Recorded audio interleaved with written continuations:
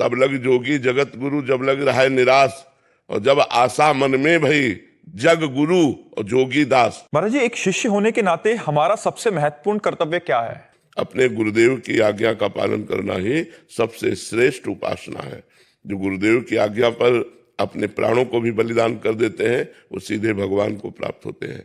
गुरुदेव की आज्ञा बहुत कठिन है पालन कर पाना, क्योंकि मनमुखी चाल है। मन के विरुद्ध गुरुदेव की आज्ञा होती है तो उस आज्ञा का पालन करना बड़ा कठिन है। अगर आज्ञा पालन कर ले गए तो माया मुक्त हो गए। मोक्ष मूलम गुरु कृपा, गुरु प्रसन्न हो गए सब काम बन गया। पर गुरु को प्रसन्न करना साधारण बात नहीं। वो सेव संता रुपया से जो प्रसन्न होते हैं वो गुरु ही नहीं होते। गुरु वही होते हैं जो भजन और सच्चे अच्छे आचरणों से चले तो गुरु प्रसन्न होते हैं। तब लग जोगी जगत गुरु, जब लग रहा है निराश, और जब आशा मन में भई जग गुरु और जोगी दास। महाराज जी, यदि गुरु राधा नाम जपे और शिष्य राम नाम जपे तो क्या धाम में गुरु और शिष्य साथ भगवान के रहेंगे, एक ही भगवान के? ऐसा कहो गुरु आज्ञा कर दे कि तुम राम राम जपो तो फिर गुरु का धाम अलग होगा, शिष्य का धाम अलग होगा। क्योंकि गुरु जहां जाएंगे जिस नाम और मंत्र से, वहां तुम थोड़ी पहुंच पाओगे, ये बात होती है। वैसे तो प्राय देखा गया जो गुरु देता है वही नाम मंत्र जपा जाता है। जब तक गुरु नहीं मिलता तब तक अपने मन से जो हम जपते हैं वो बात अलग है। जब गुरु मिले तो जो गुरु दिया मंत्र उसी को हम जपते हैं। नैतिक जी, राधे राधे। महाराज जी, आपकी कृपा से इस मार्ग पे चलने का प्रयास कर रहा हूँ। महाराज जी, आपके वचनों को अनुसरण भी कर रहा हूँ। महाराज जी, पर महाराज जी, हरिवंश धर्म को कैसे अच्छे से निर्वाह करें ये समझ नहीं आ रहा। महाराज जी, कभी कभी माया गिरा देती है बार बार। प्रगट धर्म जैसे जानिए, श्री हरिवंश नाम जाहिए, नाम सिद्ध पहचानिए। हरिवंश धर्म उसी के हृदय में टिकता है जहाँ नाम है। राधा वल्लभ श्री हरिवंश, राधा वल्लभ श्री हरिवंश, राधा वल्लभ। हरिवंश भरोसे भय निडर। जब खूब नाम जप करेंगे तो हमें हरिवंश का भरोसा हो जाएगा, और जब भरोसा हो गया तो बड़े से बड़े संकट से निवृत्ति हो जाएगी, बड़े से बड़े विपत्ति से बच जाएंगे। एक बार गंगा यमुना बाई थी हमारे हरिवंश महाप्रभु की शिष्या, तो अब वो बाल ब्रह्मचारिणी तो चमक रही थी। अब पुराने फटे पुराने कपड़े पहने यमुना स्नान करके जा रही थी।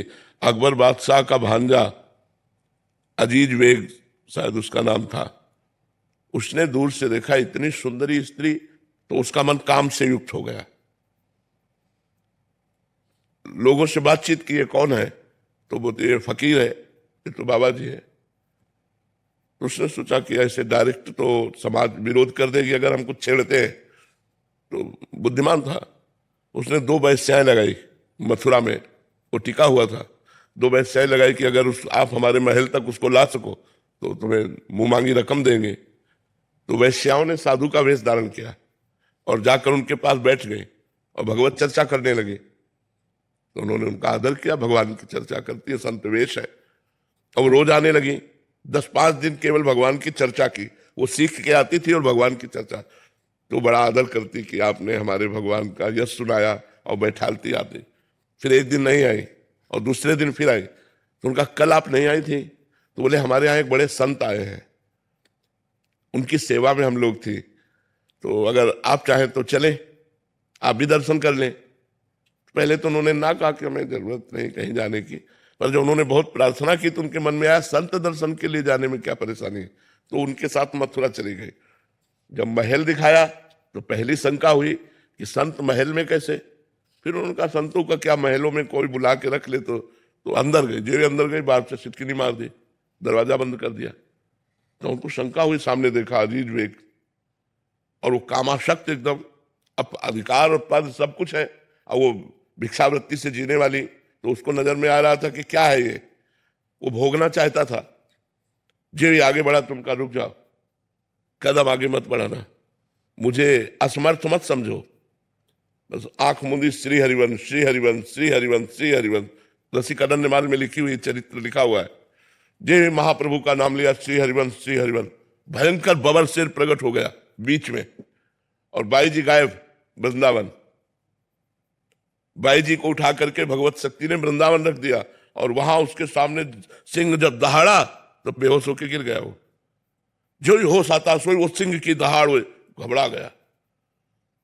बड़े बड़े पंडितों को बुलाया कि ये हमें क्या हो रहा है, तो उनका अपराध बन गया, जाओ उनके चरणों में पड़ो, साधारण नारी नहीं है, वो भगवान की भक्ता है। तब आकर वृंदावन में उनके चरणों में गिरा और बहुत सोने चांदी की असरफियां और धन दिया। तो उनका ये सब नहीं चाहिए, ये सब बांट दो वृंदावन के ठाकुरों की सेवा में, और आज के बाद किसी भी भक्ता नारी के प्रति कभी ऐसा गलत चिंतन मत करना, नहीं तो तुम्हारा सर्वनाश हो जाएगा। तो खिलवाड़ थोड़ी है जो भगवान का भजन करते हैं। हरिवंश भरोसे भय निडर नित्य गर्जत हरिवंश बल।